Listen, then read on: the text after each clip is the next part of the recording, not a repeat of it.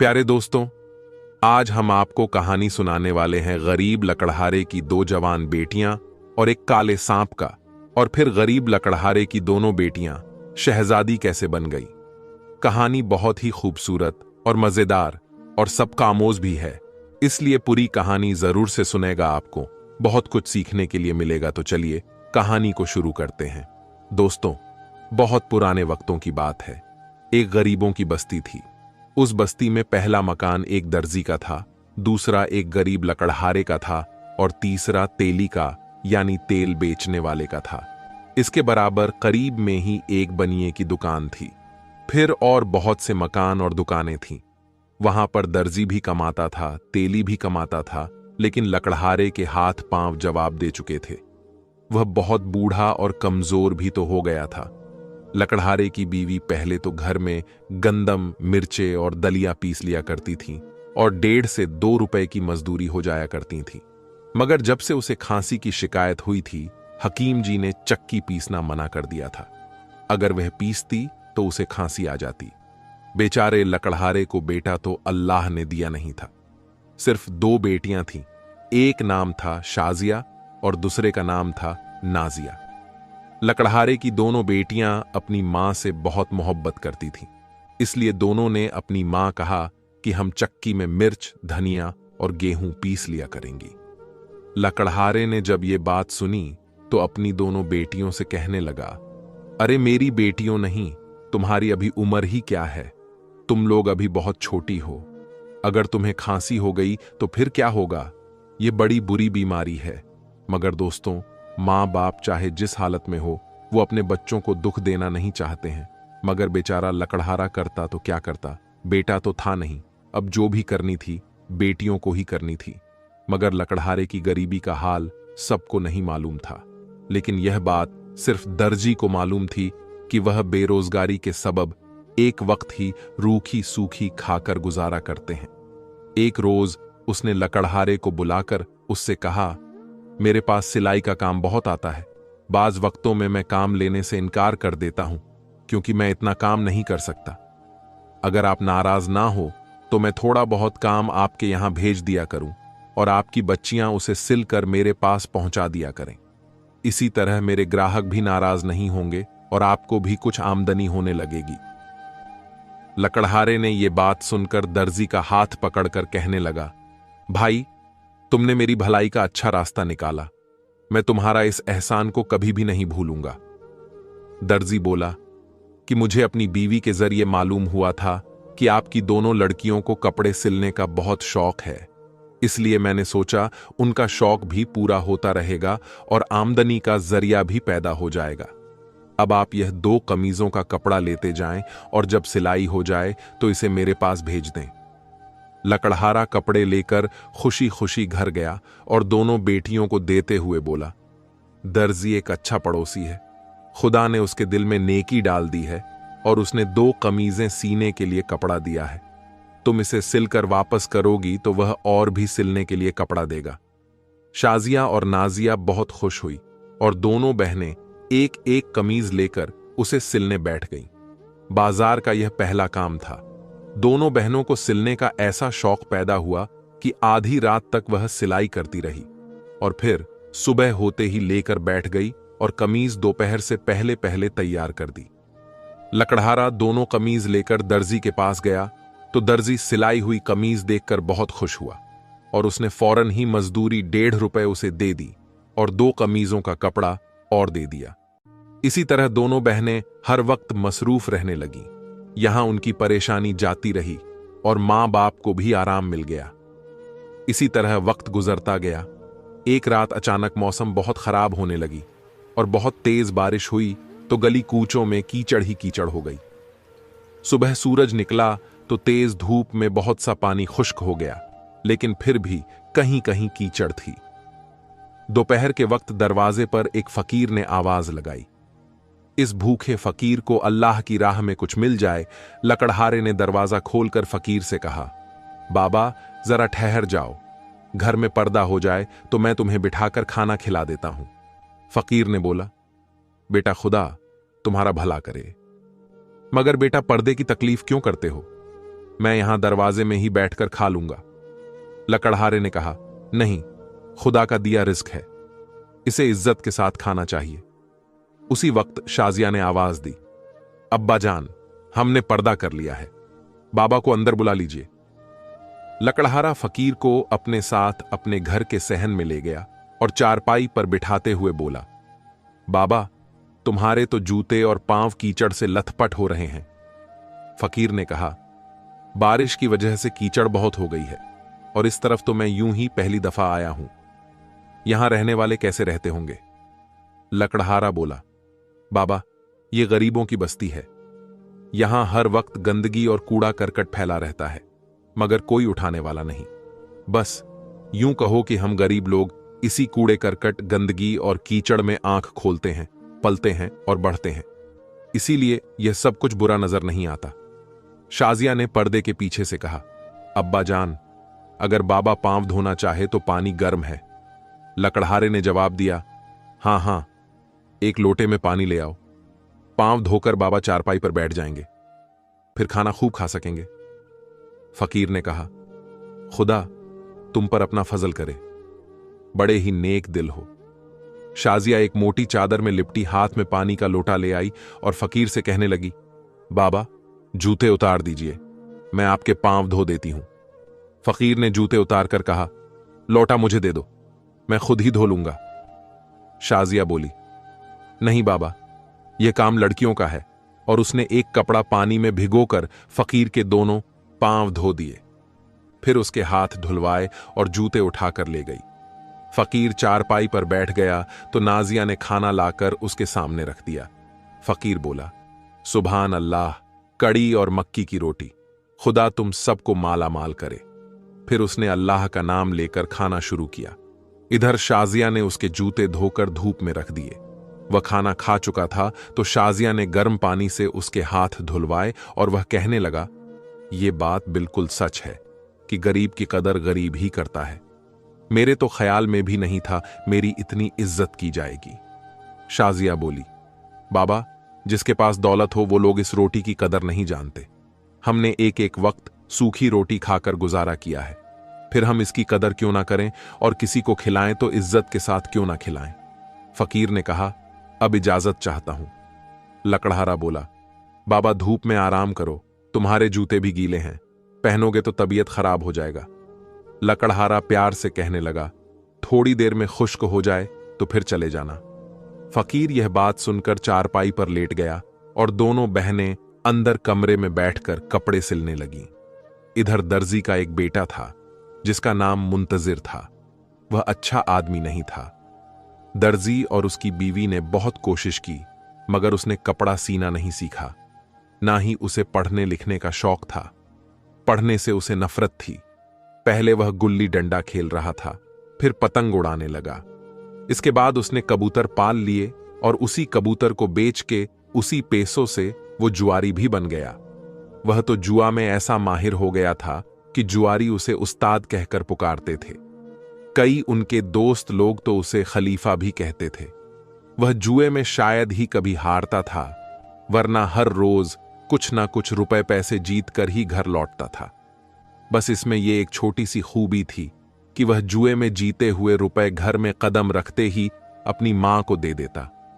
दर्जी अगर बेटे को बुरा भला कहता तो उसकी मां उसकी हिमायत लेते हुए कहती, जुआ खेलता है तो क्या हो गया, कुछ गमवाक कर तो नहीं आता, 2 4 10 5 लेकर ही तो घर आता है।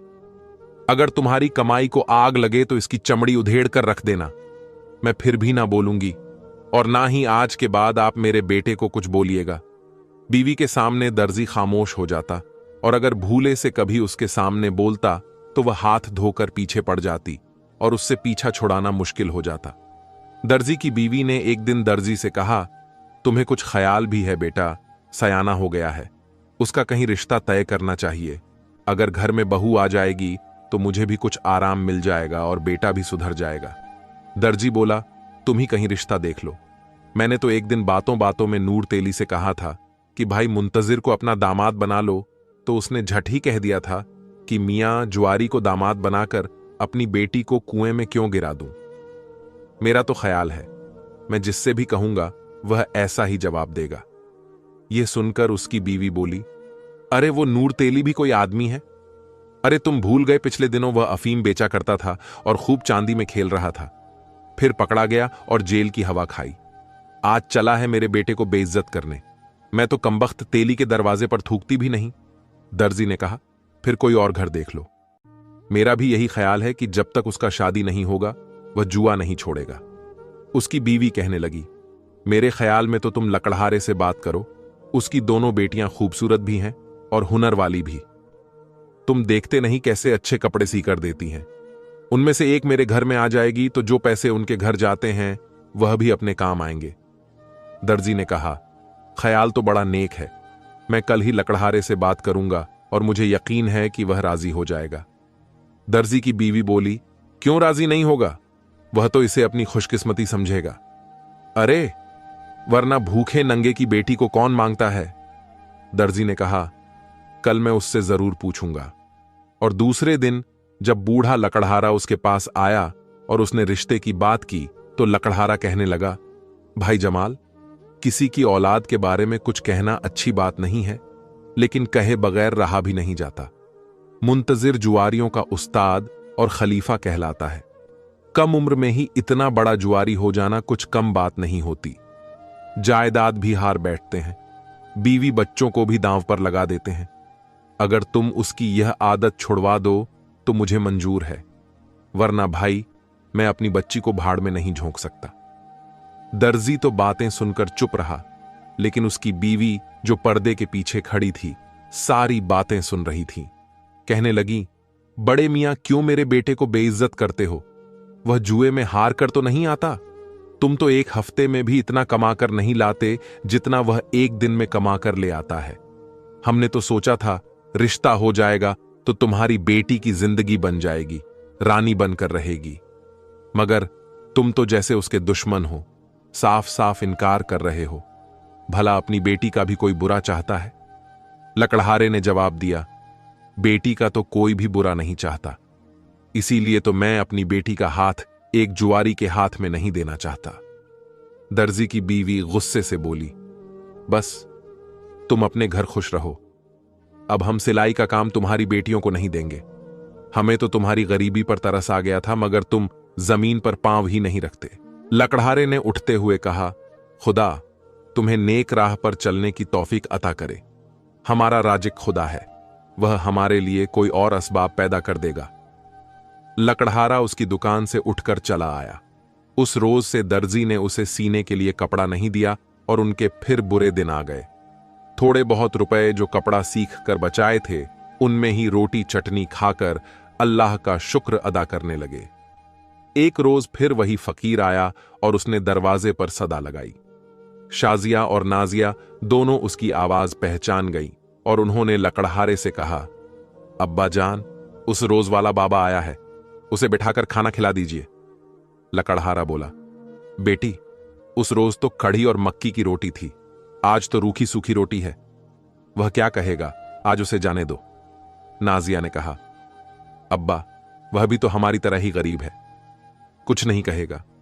दरवाजे पर जो सवाली आ जाए उसे नाउम्मीद नहीं लौटाना चाहिए। लकड़हारा कहने लगा, ठीक कहती हो तुम बेटी।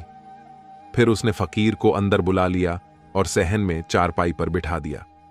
उसकी सूरत गौर से देखते हुए उसे याद आया, यह फकीर अभी थोड़े दिन पहले आया था तो उसकी दाढ़ी के सारे बाल काले थे, लेकिन आज उसकी दाढ़ी का एक भी बाल काला नहीं है। यह उसे क्या हुआ? फकीर बोला, तुम क्या सोच रहे हो? वह कहने लगा, उस रोज जब तुम आए थे तो तुम्हारी दाढ़ी में एक भी सफेद बाल न था, लेकिन आज सारी दाढ़ी सफेद हो गई है। फकीर ने यह सुनकर कहा, बाबा खुदा की कुदरत है, इसमें हमें और तुम्हें दखल नहीं देना चाहिए। यह तो रंग है, लोगों के तो दिल बदल जाते हैं। शाजिया ने आवाज दी, अब्बा खाना ले लीजिए। लकड़हारे ने कहा, हां बेटी, मैं तो भूल ही गया था। फिर वह जाकर लौटे में पानी और दूसरे हाथ में चंगेरी ले आया। फकीर के हाथ धुलवाए और उसने कहा, बाबा जी बिस्मिल्लाह करो। फकीर ने देखा चंगेरी में एक बासी सूखी रोटी और थोड़ी सी चटनी रखी है। उसने अल्लाह का नाम लेकर एक लुकमा लिया। वह हलक में कुछ फंसा तो पानी का एक घूंट पिया। लकड़हारा बोला, बाबा, तुमसे यह रोटी नहीं खाई जा सकेगी। उसने पूछा, क्या आज ताजा रोटी नहीं पकाई? लकड़हारे की बूढ़ी आंखों में पानी भर आया और उसने सारा वाकया उसे कह सुनाया। फकीर ने यह सुनकर कहा, जमाना बेहद मतलबी है। तुमने बहुत अच्छा किया जो दर्जी को बेटी देने से इनकार कर दिया। लड़का गरीब हो लेकिन नेक हो। जुआ खेलना जुर्म है, उसे पुलिस गिरफ्तार कर सकती है और सजा भी दे सकती है। लकड़हारा बोला, हां बाबा, ऐसे बुरे आदमी को बेटी देना बहुत बुरा है। हमारे बराबर में तेली रहता है, उसे भी बेटी का सवाल किया गया था मगर उसने भी इनकार कर दिया। आंखों देखी मक्खी भला कौन खाता है। फकीर ने अपने फटे पुराने और मैले कुचैले कोट की जेब में हाथ डालकर चांदी के 10 से 15 सिक्के निकाले और लकड़हारे से कहने लगा, यह सिक्के तुम्हारे काम आएंगे। लकड़हारा बोला, नहीं बाबा, घर आए मेहमान से रुपए लेना ठीक नहीं। फकीर ने कहा, तुम इनकार ना करो। बाबा जी कहने लगा, मेरी बीवी है ना बच्चे, ये सिक्के मेरे लिए बेकार हैं, तुम्हारे काम आ जाएंगे। क्या तुम भूल गए गरीब ही गरीब के काम आता है? मेरा तुम पर कोई एहसान नहीं होगा। कुदरत ने यह मेरे दिल में बात पैदा की है कि मैं अपनी जेब के सिक्के तुमको दे दूं, और उसने जबरदस्ती अपने सारे रुपए उस लकड़हारे को दे दिए और यह कहकर चल दिया। फकीर बाबा जाते जाते कहने लगा, बुरा ना मानना और इन रुपयों को बिल्कुल अपना समझकर खर्च करना। शाजिया ने लकड़हारे से कहा, अब्बा जान, फकीर ने तो बहुत सारे रुपए दे दिए। नाजिया बोली, अब्बा, इसके पास अपने रुपए थे लेकिन यह फिर भी मांगकर खाता था। यह क्या बात है?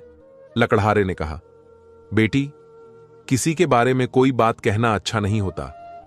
लकड़हारे की बीवी अंदर से खांसते हुए आई और कहने लगी, क्या बातें हो रही हैं? मुझे तो ऐसा समझ रखा है जैसे मैं घर में हूं ही नहीं। लकड़हारे ने उसे फकीर का सारा हाल सुनाया और रुपए उसे दे दिए। नाजिया ने मां के गले में बाहें डालते हुए कहा, अम्मा, मुझे दूध पिए हुए बहुत दिन हो गए हैं, आज तो मैं दूध जरूर पीऊंगी। देखो ना कितने सारे रुपए हैं। शाजिया बोली, अम्मा, मैं दूध में जलेबियां भी डालूंगी। लकड़हारा कहने लगा, मेरे लिए तो आज थोड़ा सा हलवा बना देना। उसकी बीवी ने कहा, हां हां, सब कुछ हो जाएगा। दम तो लो, बाजार जाकर सब चीजें ले आना, फिर खा लेना। नाजिया बोली, और अम्मा, तुम भी तो कहो, तुम क्या खाओगी? वह कहने लगी, मैं क्या खाऊंगी बेटी, मेरे लिए हकीम से खांसी की दवा ले आना। खांसी जाती रहेगी तो मेरे लिए सब अच्छा होगा। लकड़हारे ने कहा, हां हां, क्यों नहीं, सबसे पहले तुम्हारे लिए दवा लाऊंगा। लकड़हारा थोड़ी देर के बाद घर से निकला और 1-1.5 घंटे में हकीम जी से खांसी की दवा बाजार से ले आया और भी सामान जैसे सूजी, घी और जलेबियां लेकर वापस आ गया। उसकी बीवी बोली, बहुत देर में आए, कहां रह गए थे? उसने जवाब दिया, यह सारी चीजें दूर से लाया हूं। अपनी बस्ती की दुकानों से खरीदता तो लोग तरह तरह की बातें बनाते, अब उन्हें खबर भी ना होगी कि हम क्या लाए और क्या खा रहे हैं। फिर वह बर्तन उठाकर दूध लेने चला गया। दूध वाले की दुकान तो नजदीक थी मगर लकड़हारे को उस पर एतबार ना था क्योंकि वह दूध में पानी मिलाकर बेचता था। इसलिए वह गोटिया के मोहल्ले में गया और वहां से दूध खरीदा।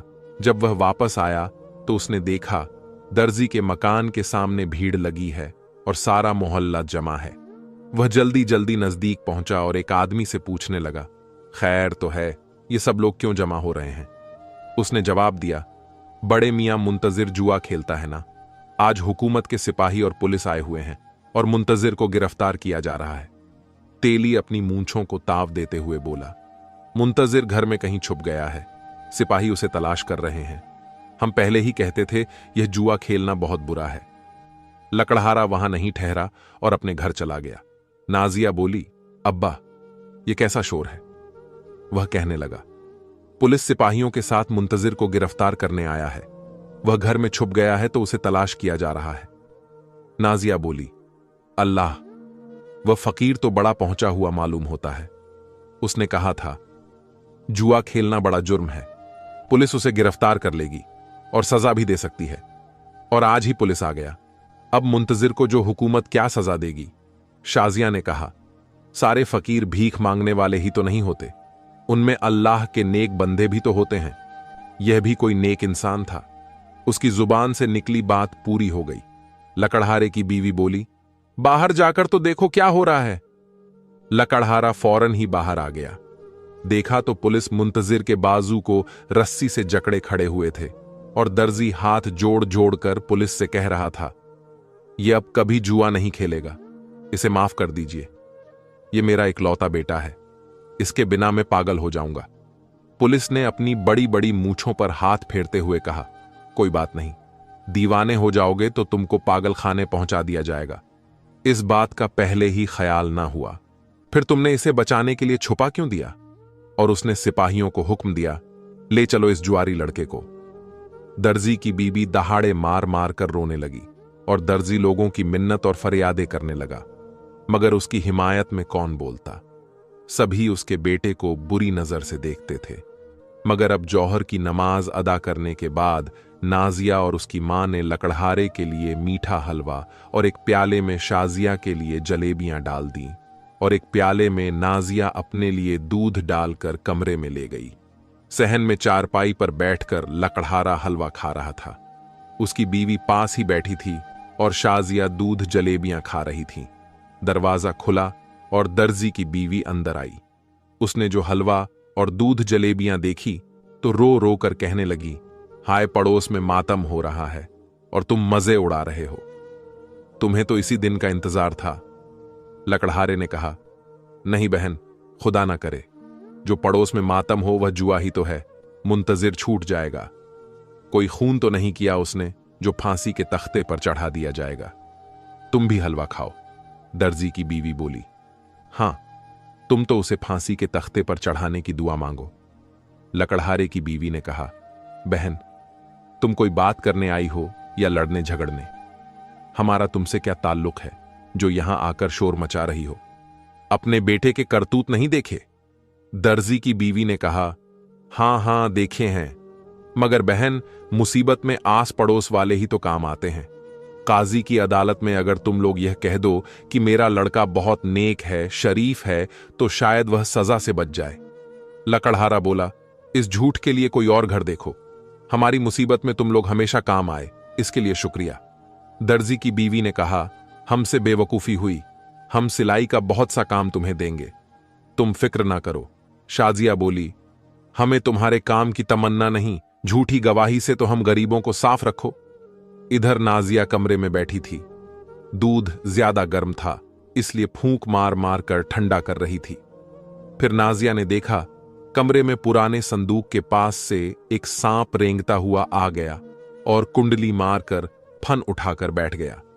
नाजिया डरी और सहमी तो थी, लेकिन नाग उसके इतना करीब था वह उठकर भाग नहीं सकती थी। उसने हिम्मत करके दूध का प्याला हाथ में उठाया और सांप की तरफ ले गई। नाग ने फौरन ही उसमें मुंह डाल दिया और सारा दूध पी गया। फिर इसी तरह फन उठाए बैठा रहा। नाजिया ने दिल में कहा, बेचारा भूखा है, उसे थोड़ा सा दूध और पिला दो।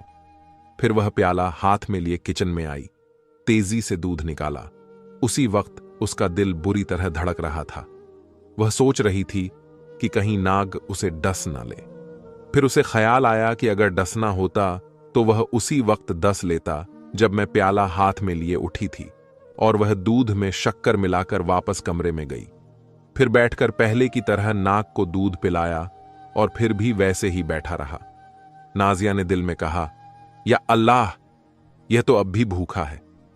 फिर वह बावर्ची खाने में गई और जो दूध बाकी रह गया था प्याले में उंडेल कर ले आई और नाक को पिला दिया। फिर भी नाक ऐसे ही बैठा रहा। नाजिया उसकी तरफ देखती रही और बोला, अब सारा दूध तुमको पिला दिया है, अब तुम जाओ।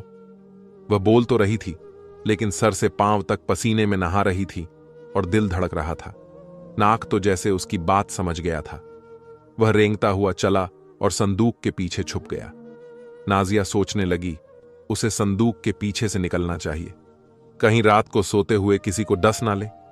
यह सोचकर वह संदूक के पास गई और डरते डरते उसने संदूक हटाया, लेकिन नाग वहां मौजूद न था। जमीन में कोई बील या सुराख भी नहीं था। यह देखकर वह और भी सहम गई कि या इलाही, यह क्या माजरा है? यह कोई जिन्न था या बला थी? अगर नाग होता तो यही रहता। वह डरी डरी सहमी सहमी कमरे से बाहर आई। इधर दर्जी की बीवी सबको बुरा भला कहती दरवाजे से बाहर निकली। शाजिया बोली, देखो दूध ठंडा हो जाएगा, थोड़ा सा अम्मा को भी दे दो। नाजिया ने असल बात को छुपाते हुए कहा, दूध तो मैं पी गई अम्मा के लिए, कल अब्बा और ले आएंगे। शाजिया बोली, तुमने दूध से पेट भर लिया। उसकी मां ने टोकते हुए कहा, बेटी यूं ना कहो, बेचारी ने ना जाने कितने अरसे के बाद दूध पिया है, अगर सारा पी लिया तो क्या हुआ। नाजिया ने और कुछ नहीं कहा। वह दिल में सोच रही थी कि अगर मैंने सबको यह बता दिया कि संदूक के पीछे एक नाग है तो सब डर जाएंगे और कमरे में एक भी नहीं सोएगा। अगर मैं खामोश रहती हूं तो कहीं किसी को डस ना ले, मगर वह डसने का तो नहीं। मैंने उसे बहुत सारा दूध पिलाया है, वह खूब गहरी नींद सोएगा, मगर कल क्या होगा। वह फिर दूध पीने आएगा तो उसे मैं कहां से पिलाऊंगी। घर में हर रोज तो दूध नहीं आता। खैर, कल की फिक्र आज क्यों करूं, अल्लाह निगाहबान। वह सब मामूल के मुताबिक रात को उसी कमरे में सो गए। नाजिया की कई बार आंख खुली और हर बार कभी किसी रोशनी वाले आदमी को देखती और कभी उस सांप को। सुबह भी सबसे पहले उसकी आंख खुली, हालांकि वह सबसे बाद में उठती थी। जब वह सुबह को उठने लगी तो उसकी पसलियों के साथ कोई सख्त चीज लगी। वह घबरा कर बैठ गई। फिर उसने देखा कि बिस्तर पर चमकती हुई अशर्फियां गिरी पड़ी हैं। उन्हें देखकर उसकी आंख भी चमकने लगी।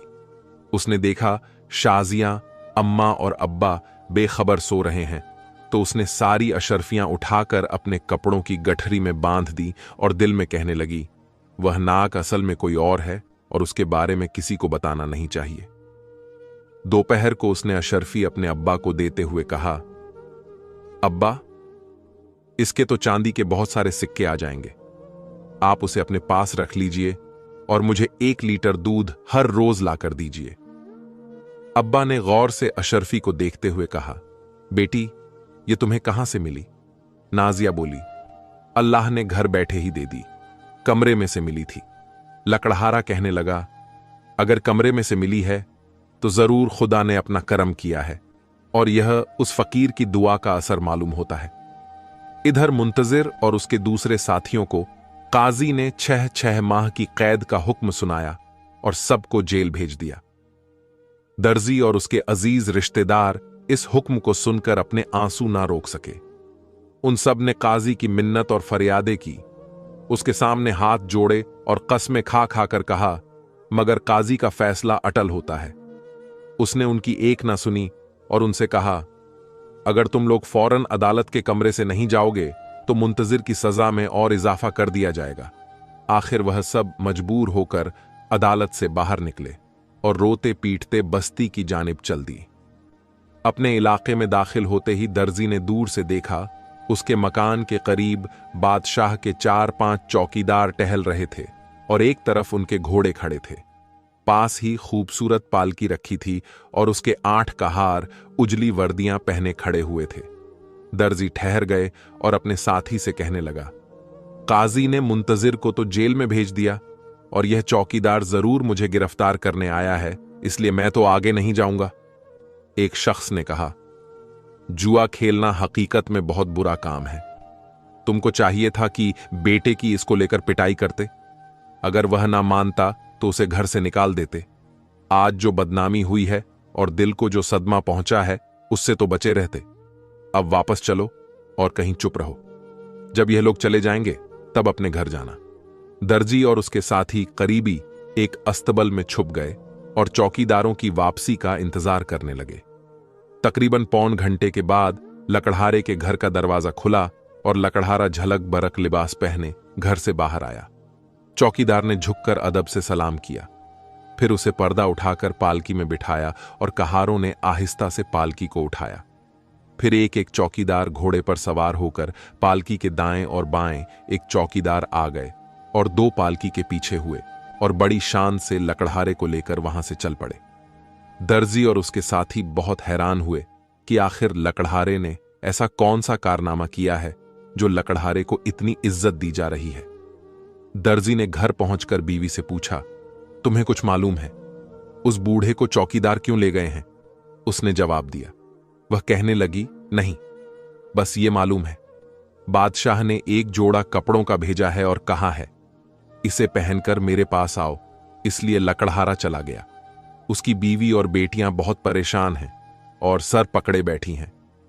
दर्जी ने कहा, खाक डालो, होगी कोई बात।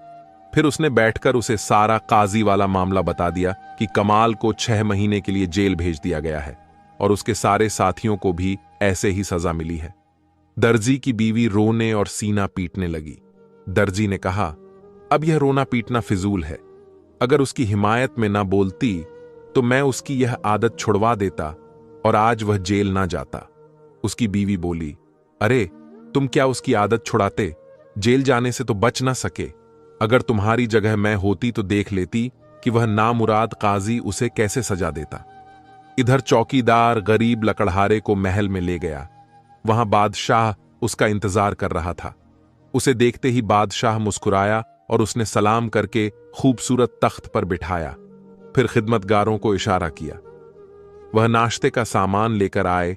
लकड़हारे ने डरते डरते कहा, हुजूर, मैं पूछ सकता हूं कि आखिर मुझे यह इज्जत क्यों बख्शी गई? मैं तो बेहद गरीब और मुफलिस और बेरोजगार आदमी हूं ना। बादशाह ने सर झुकाते हुए कहा, मेरे आगे आपका रुतबा बहुत बड़ा है, आप फिक्र ना कीजिए, मैं अभी अर्ज करता हूं। खिदमतगार सोने के कई थालियों में मुख्तलिफ किस्म के हलवे, फल और जूस लेकर आए और लकड़हारे के सामने सलीके से सजा दी। बादशाह ने कहा, बिस्मिल्लाह कीजिए। वह बोला, मैं इस लायक कहां हूं?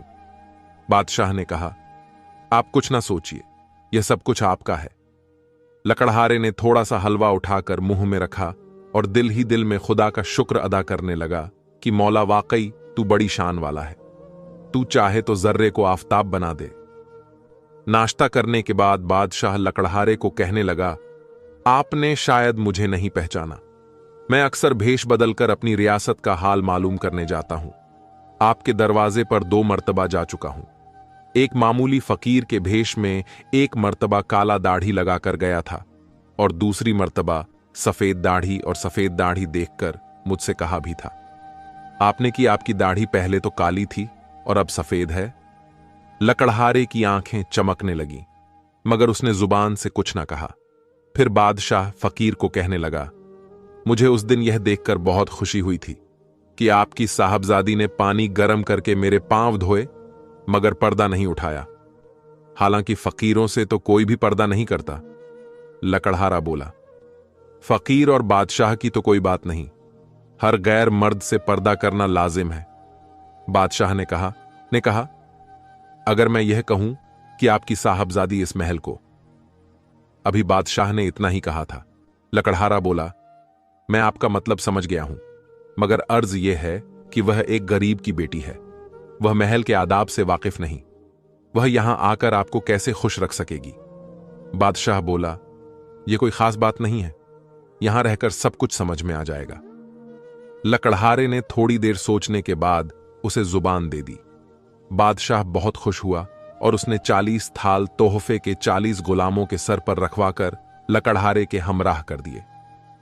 लकड़हारे की बीवी और उनकी बेटियां शाजिया और नाजिया तीनों दरवाजे में खड़ी उसकी वापसी का इंतजार कर रही थीं। उन्होंने जैसे ही उसको शानो शौकत के साथ आता देखा तो उनकी खुशियों का ठिकाना न रहा। मगर तेली, दर्जी और मोहल्ले के दूसरे लोग बहुत हैरान थे कि आखिर यह माजरा क्या है। बादशाह उस गरीब पर क्यों इतना मेहरबान हो रहा है और उसकी किस खिदमत के सिले में इतनी इज्जत कर रहा है। शहर से बाहर कारवां सराय में एक सौदागर ठहरा हुआ था। वह बहुत खूबसूरत और खुश लिबास था। उसने शहजादे के वास्ते में जमीन खरीदी थी और उस पर आलीशान मकान बनवा रहा था। वह कारवां सराय में रहने से खुश नहीं था। वह चाहता था कि उसका मकान बहुत जल्द तामीर हो जाए। इसीलिए उसने सैकड़ों मजदूर मुकर्रर कर रखे थे जो दिन रात मकान बनाने में मसरूफ रहते। मकान का नक्शा ऐसा उम्दा था। जब मकान बनकर तैयार हुआ तो लोगों ने बादशाह से कहा कि हुजूर, उस सौदागर के मकान के मुकाबले में कोई भी इमारत खूबसूरत नहीं। बादशाह को भी देखने का शौक हुआ और उसने एक वजीर को महल सौदागर के पास यह पैगाम लेकर भेजा कि हम आपके खूबसूरत मकान को देखने वाले खुशनसीबों में शामिल होने की ख्वाहिश रखते हैं। मगर सौदागर ने वजीर को जवाब दिया, हमसे इजाजत तलब करके हमें शर्मिंदा मत कीजिए। ये बादशाह का ही तो मकान है। ये गुलाम सब कुछ बादशाह का है। वह जब चाहे अपने कदमों से उसको इज्जत बख्श सकते हैं। बादशाह यह बात सुनकर बहुत खुश हुआ और वह दूसरे दिन एक संदूकची में हीरे जवाहरात भरकर उसके मकान देखने गया। उसने बादशाह का इस्तकबाल किया और सारे मकान की सैर कराने के बाद नजराने के तौर पर हदियातन एक संदूक पेश की, जिसमें 5 ऐसे जवाहरात थे जो बादशाह के लिए बिल्कुल नए थे। बादशाह उन्हें लेकर बहुत खुश हुआ और उसने कहा, आप कभी कभी मेरे पास तशरीफ लाया करें। फिर हर सौदागर दूसरे तीसरे दिन बादशाह के पास जाने लगा। बातों बातों में बादशाह ने मालूम कर लिया कि मेहर सौदागर एक ऐसी लड़की की तलाश में है जो कि गरीब घराने की हो, पर्दे वाली हो और उसमें गुरूर ना हो। बादशाह को फौरन ही ख्याल आया, गरीब लकड़हारे की 2 बेटियां हैं। उनमें से बड़ी बेटी का रिश्ता मुझसे मंजूर कर लिया है और छोटी बेटी का निकाह अगर इससे करवा दिया जाए तो। इस ख्याल के आते ही बादशाह ने महल से गरीब लकड़हारे और उसकी बेटियों के बारे में जिक्र किया तो वह फौरन ही राजी हो गया और कहने लगा, मैं आपकी तजवीज से बहुत खुश हूं। फिर बादशाह ने लकड़हारे को बताया कि छोटी लड़की का रिश्ता मेहर सौदागर से बहुत अच्छा रहेगा। वह कहने लगा, हमारी तो गुजर चुकी है, ना जाने कब हमारी आंखें बंद हो जाएं। लकड़हारे को फिक्र थी तो दोनों बच्चियों की थी, सो वह भी खुदा के करम से दूर हो गई। कहने लगा, मेरी तो यह दुआ है कि यह दोनों खुश रहे और इज्जत के साथ रहे। गरज थोड़े दिनों के बाद शाजिया और नाजिया दोनों बहनों की बड़ी धूमधाम से बारात आई और उनकी शादी हो गई। लकड़हारा और उसकी बीवी की खिदमत के लिए 2 गुलाम और 2 बंदियां बादशाह ने मुकर्रर कर दी और वजीफा बंद दिया। इसी तरह उनकी मुसीबत के दिन फिर गए और बस्ती की सारी औरतें और मर्द उनकी इज्जत करने लगे। दर्जी तो जैसे गुलाम हो गया था और वह एक रोज अपने बेटे मुंतजिर के बारे में लकड़हारे से कहने लगा, आपके एक इशारे पर मेरा बेटा रिहा हो जाएगा।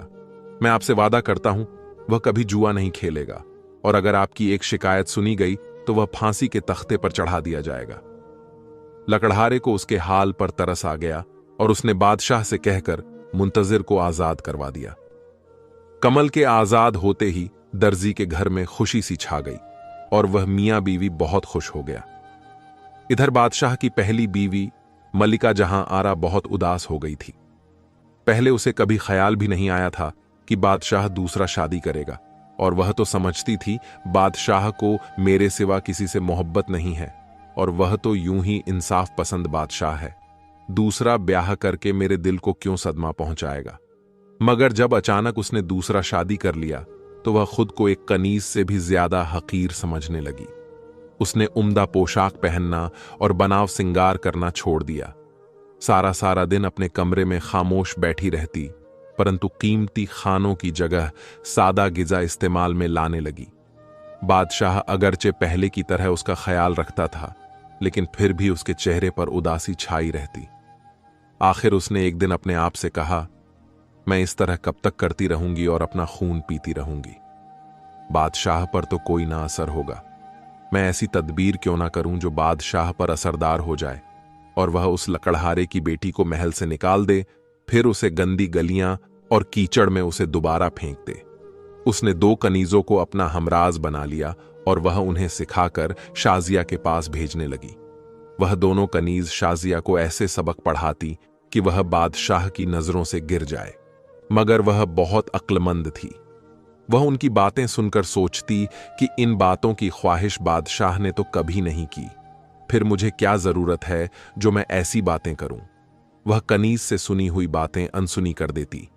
मल्लिका जहां आरा ने जब देखा यह तदबीर कारगर साबित नहीं हुई तो उसने एक रोज एक गुलाम को 100 अशरफियां देकर उसके कान में कुछ कहकर उसे रुखसत कर दिया। गुलाम थैली बगल में छुपाए उसी वक्त महल से निकलने लगा, जबकि बादशाह महल में दाखिल हो रहा था। उसने गुलाम को थैला छुपाते देख लिया और उसे कहने लगा, यह थैला आप कहां लेकर जा रहे हो? उस गुलाम ने अर्ज की, जहां पनाह, यह थैला छोटी मल्लिका ने दिया है, यानी शाजिया ने, और हुक्म फरमाया है मैं उनके वालिद साहब को दे आऊं। बादशाह ने गुलाम के हाथ से थैला छीन लिया और शाजिया के कमरे में जाकर बोला, शाजिया, तुम एक गुलाम के हाथ यह थैला अपने अब्बा जान के पास भेज रही हो। कैसी बुरी बात है, उनके पास तो हर चीज इज्जत के साथ भेजनी चाहिए। शाजिया ने चौंक कर उसकी तरफ देखा और कहने लगी, यह बिल्कुल गलत बात है, मैंने किसी गुलाम को कुछ नहीं दिया। बादशाह ने फौरन ही गुलाम को तलब किया और उसे कहा, सच सच कहो, यह थैला तुमको किसने दिया? अगर तुम झूठ बोलोगे तो तुम्हारी गर्दन उड़ा दी जाएगी। गुलाम डर गया और उसी वक्त बादशाह के कदमों में गिर पड़ा और कहने लगा, जहां पनाह, यह थैला छोटी मलिका ने दिया था। मैं झूठ हरगिज नहीं बोलता।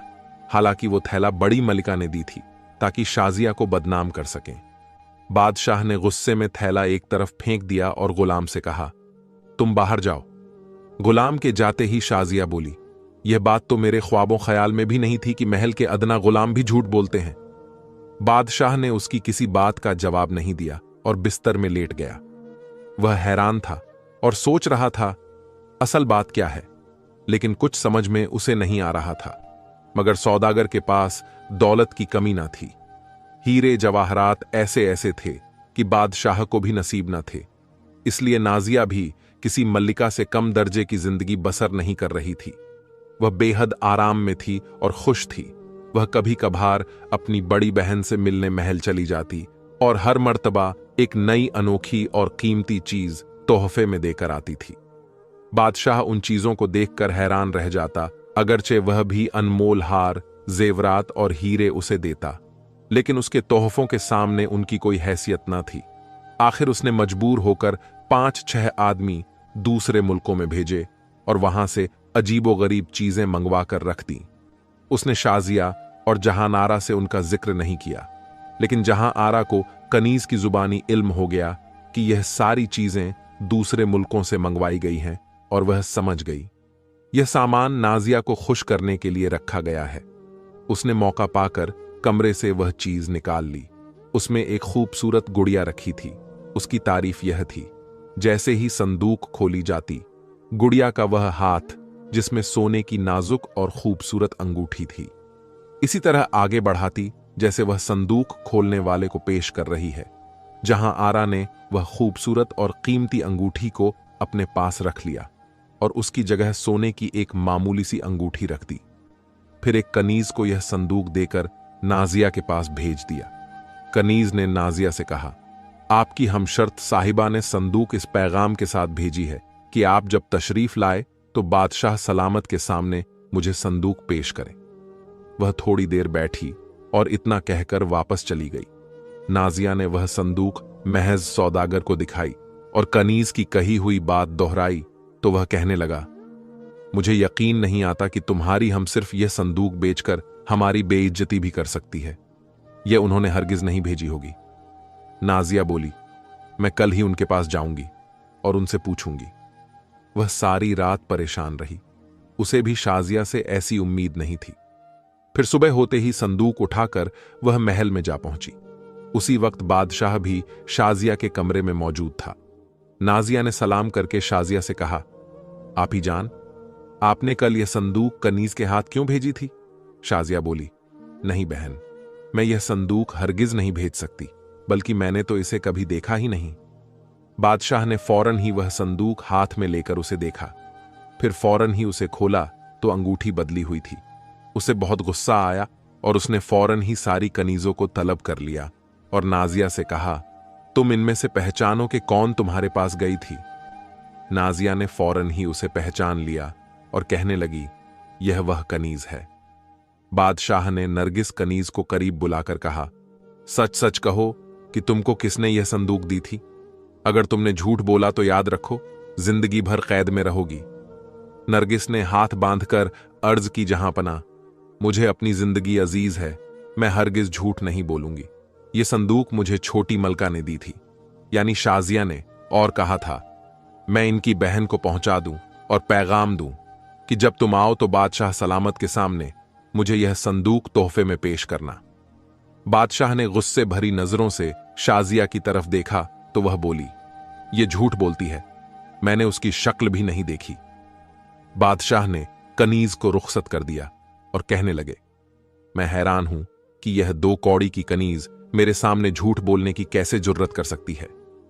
शाजिया बोली, इसका मतलब है मैंने आपसे झूठ बोला। अब इंसाफ सिवाय खुदा के तो कोई नहीं कर सकता। हम दोनों बहनों ने झूठ, मक्कर और फरेब से हमेशा दूर रहने की कोशिश की है।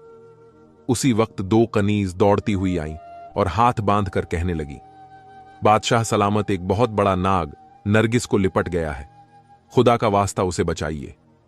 नाजिया बोली, खुदा ने उसे झूठ बोलने की सजा दी है। बादशाह, नाजिया और शाजिया उठकर महल के अंदर आए। वहां सारी कनीज, गुलाम और वजीर खड़े थे और नरगिस फर्श पर आंखें फाड़े पड़ी थीं और सांप ने उसकी कमर को जकड़ रखा था। बादशाह ने वजीर अंजुमन से कहा, इसे कौन छुड़ा सकता है? उसने जवाब दिया, यह बहुत मुश्किल काम है, नरगिस जिंदा नहीं बचेगी। फिर नाजिया ने कनीज की तरफ देखते हुए कहा, अब भी सच बोल दो, किसने संदूक दी थी? वह खुश्क हलक से आवाज निकालते हुए बोली, वह संदूक बड़ी मलिका ने दी थी। नाग ने उसी वक्त अपने बाल खोल दिए और उसे छोड़कर फर्श पर आ गया। लोगों ने उसके जाने के लिए रास्ता छोड़ दिया, लेकिन वह उस गुलाम की जानिब रेंगने लगा जो अशर्फियों से भरी थैली लेकर चला था। गुलाम ने जब देखा कि अब उसकी बारी आ गई है तो वह चिल्लाने लगा और कहने लगा, बादशाह सलामत, छोटी मल्लिका यानी शाजिया बिल्कुल बेकसूर है, वह थैली मुझे बड़ी मल्लिका ने दी थी। नाग ने फौरन रुख बदल लिया और बड़ी तेजी से मल्लिका जहांआरा के कमरे में दाखिल हो गया। सब लोग उसकी तरफ दौड़े, मगर उनके पहुंचने से पहले ही नाग मल्लिका को दसकर गायब हो गया। मल्लिका फर्श पर पड़ी बड़ी तड़प रही थी और चिल्लाकर कहने लगी, मैंने हसद और जलन में यह सब कुछ किया था। हाय, कितनी जल्दी मुझे अपने किए की सजा मिल गई। शाजिया, मुझे माफ कर दो ताकि खुदा भी मुझे माफ कर दे। शाजिया ने कहा, बहन, मुझे कोई शिकायत नहीं, तुमसे सब कुछ मैंने माफ कर दिया। और मल्लिका चंद लम्हों के बाद वह सब कुछ छोड़कर इस दुनियाए फानी से चली गई। उसी वक्त हर शख्स का दिल धड़क रहा था और हर एक तौबा कर रहा था कि मरते दम तक झूठ नहीं बोलेंगे, किसी के बहकावे में नहीं आएंगे और सच की खातिर कीमती चीज को ठुकरा देंगे। नाजिया ने घर वापस जाकर अपने शौहर मेहर सौदागर को सारा वाकया सुनाया तो वह हंसने लगा। नाजिया बोली, इसमें हंसने की कौन सी बात है?